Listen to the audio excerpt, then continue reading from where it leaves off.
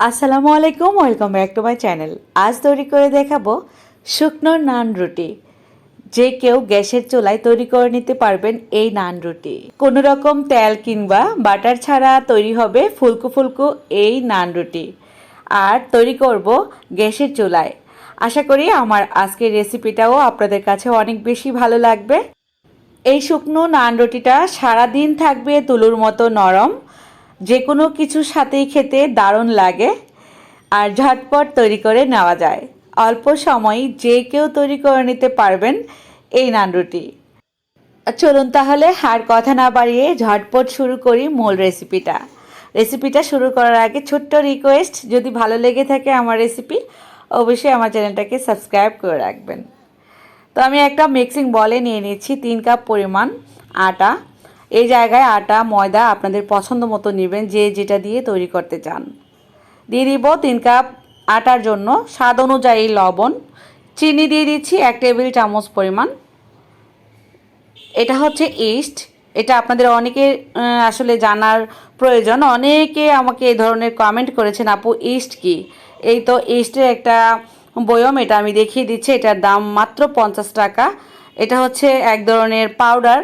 এটা দিয়ে আপনারা পাউরুটি, বনরুটি, নান রুটি যে কোনো ধরনের মানে ব্রেড জাতীয় খাবারে ব্যবহার করতে পারেন, যেগুলো নাকি হবে একেবারে তুলতুলে নরম আর সুস্বাদু। তো এখানে আমি 1 টেবিল চামচ পরিমাণ ইস্ট দিয়ে দিচ্ছি। আর আপনাদের অনেকের কোশ্চেন ছিল, আমি দেখিয়ে দিলাম ইস্ট কি। এখানে আমি ঘি দিচ্ছি 1 টেবিল চামচ পরিমাণ, তেল দিচ্ছি 1 টেবিল চামচ পরিমাণ, মোট 2 টেবিল চামচ পরিমাণ তেল দিব এই ময়ান করার সময়। এবার সবগুলো উপকরণ একসাথে আটার সাথে ভালোভাবে মিশিয়ে নেব ডলে ডলে, যাতে করে সবগুলো উপকরণ বেশ ভালো করে মিশে যায়। তারপর এর মধ্যে দিয়ে দিব আমি কুসুম গরম দুধ।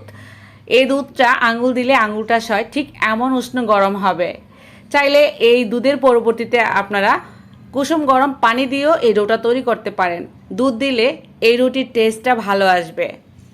এবার অল্প অল্প পরিমাণে দুধ দিয়ে আমি একটা ডো তৈরি করে নেব। একটু সময় নিয়ে এই কাজটা করবেন, একেবারে দুধটা দিতে যাবেন না বা পানি দিতে যাবেন না, মানে যেই যেটা দিয়ে ময়ান তৈরি করেন অল্প অল্প পরিমাণে দিবেন আর এভাবে করে মিলাতে থাকবেন।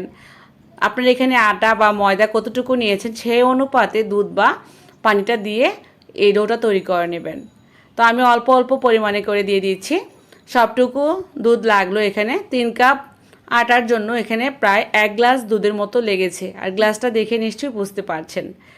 তো আপনাদের পরিমাণটা বেশি কম লাগতে পারে, সেক্ষেত্রে বুঝে শুনে এই ডোটা তৈরি করে নিলেই হয়ে যাবে। ইস্ট দেওয়ার কারণে প্রথমে এই ডোটা একটু আঠালো মনে হলেও আপনি মথা শুরু করবেন যখন, তখন দেখবেন যে আস্তে আস্তে এটা খুবই সুন্দর মসৃণ হয়ে যাচ্ছে। অবশ্যই একটু সময় নিয়ে মথে নিতে হবে, 3 থেকে 4 মিনিট সময় ধরে। মথা হয়ে গেলে গোল রাউন্ড করে এর উপর থেকে একটু তেল মুছে দিচ্ছি, যাতে করে ড্রাই না হয়ে যায়। এটাকে আমি 1 ঘন্টার জন্য রেস্টে রেখে দিব। 30 মিনিট পরও বানাতে পারবেন রুটিটা। চাইলে একটু বেশি সময় রাখলে রুটিটা অনেক বেশি সফট হবে। রেপিং পেপার দিয়ে রেপ করে রাখছি। চাইলে একটা ঢাকনা দিয়ে ঢেকে একটু গরম স্থানে রেখে দিবেন। চুলার পাশে রেখে 1 ঘন্টা পর ফিরে আসছি। এই সময়ের মধ্যে ফুলে ডাবল হয়ে গেছে। ইস্ট দেওয়ার কারণেই কিন্তু এই কাজটা হয়, মানে অনেকটা ফুলে ওঠে। এবার আমি এর বাতাসটা বের করে দিচ্ছি ভেতর থেকে এভাবে করে। তারপর গোল গোল রাউন্ড করে নেব, রুটির শেপগুলো বের করে নেব। তো ইস্ট সম্বন্ধে যাদের জানার দরকার ছিল আজকে বলে দিলাম। এই ইস্ট আপনারা বাজারে 50 টাকা থেকে শুরু করে 200, 250, 300 টাকা পর্যন্ত কৌটা পেয়ে যাবেন। তো আমি যে কৌটাটা দেখালাম এটার দাম মাত্র 50 টাকা। আপনারা বাজারে যে কোনো মুদির দোকানে পেয়ে যাবেন। একটু বড় মুদির দোকানগুলোতে জিজ্ঞেস করলে যে ব্রেড বা পাউরুটি বানানোর ইস্ট লাগবে, তাহলে কিন্তু দিয়ে দিবে। তো রুটির শেপগুলো সবগুলা একই সাইজ করে আমি গোল গোল রাউন্ড করে নিয়েছি। এখানে প্রায় 8টি রুটি শেপ হয়েছে। 3 কাপ আটায় অনেকগুলো রুটি হবে। আর এই রুটিটা অত মোটাও হবে না, অত পাতলাও হবে না। সামান্য একটু শুকনা আটা দিয়ে আমি একটা রুটি শেপ তৈরি করে নিচ্ছি। বেলুন দিয়ে হালকা করে ধরে এভাবে করে রুটিটা বেললেই কিন্তু খুব সুন্দর একটা রুটি হয়ে যাবে। এটা যদি পাতলা করতে চান তাহলে একটু পাতলাও করতে পারেন বা হালকা একটু মোটা রাখবেন। 1/2 ইঞ্চি পোর। এই তো আমি এখানে রুটিটা অত বড় করে নাই, মাঝারি সাইজের একটা রুটি বেলে নিলাম। এবার চলে যাব কিচেনে। মিডিয়াম আঁচে তাওয়া গরম বসিয়ে দিয়েছিলাম। এবার চুলার হিট একেবারেই মিডিয়ামের চেয়ে একটু কমিয়ে দিলাম। অত হাই রাখবেন না, তাহলে কিন্তু রুটিটা প্রথমেই উপর থেকে কালার এসে যাবে, ভেতর থেকে কাঁচা থেকে যাবে, ফুলবে না। 30 সেকেন্ড পর পর একবার করে উল্টিয়ে দিচ্ছি। দুই একবার উল্টিয়ে দেওয়ার পর দেখবেন আস্তে আস্তে রুটিটা ফুলতে শুরু করবে। হালকা করে সাইড থেকে এভাবে করে চাপলেই হবে। আপনি নিজে থেকে পুরোটা রুটি ফুলে একেবারে টুপির মতো হয়ে যাবে। ফুলকো এই রুটিটা তৈরি করা খুবই সহজ, আর সারা দিন পর্যন্ত থাকবে তুলোর মতো নরম এই নান রুটি।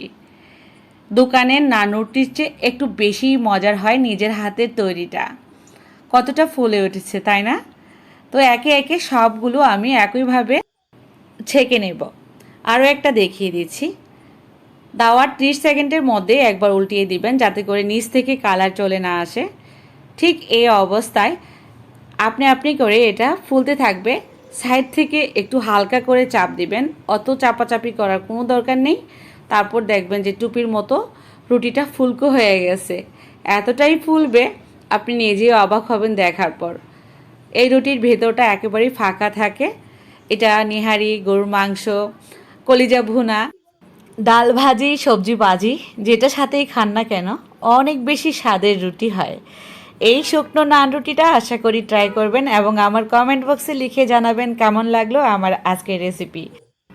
আরও অনুরোধ থাকবে, যারা নতুন আমার চ্যানেলটা সাবস্ক্রাইব করে রাখবেন। আজ বিদায় নিয়ে নিব। সবাই ভালো থাকবেন, সুস্থ থাকবেন। আল্লাহ হাফেজ।